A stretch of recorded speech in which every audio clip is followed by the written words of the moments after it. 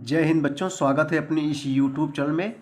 आज के इस वीडियो में हम कक्षा 12 के विद्यार्थियों के लिए हिस्ट्री यानी इतिहास के दीर्घ उत्तरीय प्रश्न लिख रहे हैं जो परीक्षा दृष्टि से वेरी इंपॉर्टेंट रहेगा। तो देर न करते चलिए देखते हैं। क्वेश्चन है कि 16वीं शताब्दी के मध्यकाल तक भक्ति आंदोलन के सामाजिक प्रभाव का वर्णन कीजिए, अथवा भक्ति आंदोलन का भारतीय समाज पर क्या प्रभाव पड़ा। आइए इसका उत्तर देखते हैं हम लोग। देखो, कई वर्षों से परीक्षाओं में पूछा जा रहा है, तो उत्तर ध्यान लेंगे बच्चों। भक्ति आंदोलन का प्रभाव। देखो, भक्ति आंदोलन के संतों ने सभी धर्मों की एकता एवं ईश्वर की भक्ति पर विशेष जोर दिया है। इस आंदोलन का जनता पर व्यापक प्रभाव पड़ा, जो इस प्रकार है। नंबर 1, इस आंदोलन से बहुसंख्यक लोगों ने भक्ति मार्ग का अनुसरण किया और सामाजिक तथा धार्मिक कर्मकांडों से मुक्ति प्राप्त करने का अवसर प्राप्त किया। नंबर 2, इस आंदोलन से हिंदुओं का नैतिक और आध्यात्मिक विकास हुआ।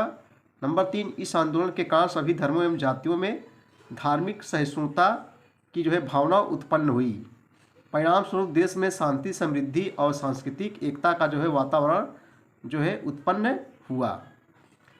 नंबर 4, इसके फलस्वरूप बच्चों सामाजिक स्थिति में भी पर्याप्त सुधार हुआ। नंबर 5, भक्ति आंदोलन के कारण समाज की अनेक कुरीतियाँ समाप्त हो गई। नंबर 6, इससे स्थानीय एवं प्रांतीय भाषाओं की उन्नति हुई, साथ ही प्रांतीय भाषाओं के साहित्य में भी वृद्धि हुई।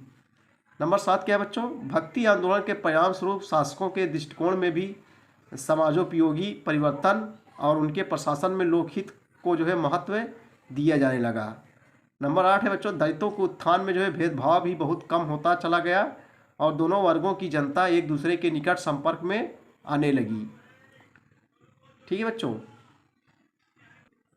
अगला क्वेश्चन है बच्चों कि सूफीवाद की विशेषताओं का उल्लेख कीजिए, अथवा सूफी मत के प्रमुख विचारों जो उसकी विशेषता है का वर्णन करना है। देखो, कई वर्षों से भी परीक्षाओं पूछा जा रहा है। 2024 बोर्ड एग्जाम के लिए मोस्ट इंपॉर्टेंट रहेगा बच्चों। यह NCERT रहेगा और सभी बोर्ड के स्टूडेंट्स के लिए इंपॉर्टेंट रहेगा। तो चलिए, सूफीवाद की विशेषताएं का उल्लेख कीजिए। उत्तर देखते हैं।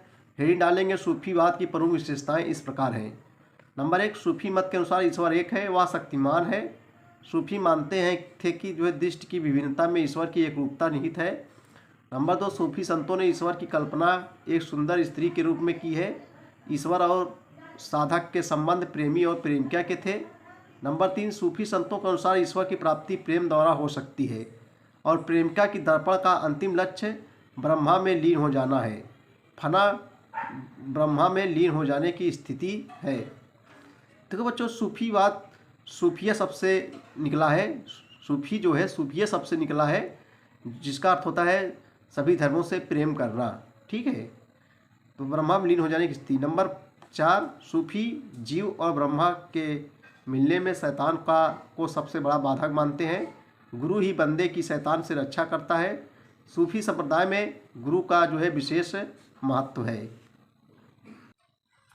5 है, सूफी संगीत को विशेष महत्व देते हैं। वे संगीत को ब्रह्मा तक पहुंचाने का साधन मानते हैं। संगीत और नृत्य में डूबकर जीव दिव्यानंद की उस स्थिति को प्राप्त कर लेता है जहां उसे ब्रह्मा की अनुभूति होने लगती है।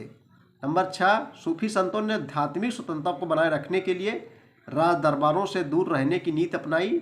ये लोग धनवानों की संगत से बचते थे। किससे बच्चों? धनवानों की संगत से बचते थे। तो बच्चों, ये थे मोस्ट इंपॉर्टेंट क्वेश्चन कक्षा 12 के विद्यार्थियों के लिए हिस्ट्री के।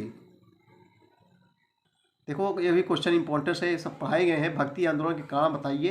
कई वर्षों परीक्षाओं पूछा जा रहा है। मोस्ट 2024 बोर्ड एग्जाम के लिए मोस्ट इंपॉर्टेंट है।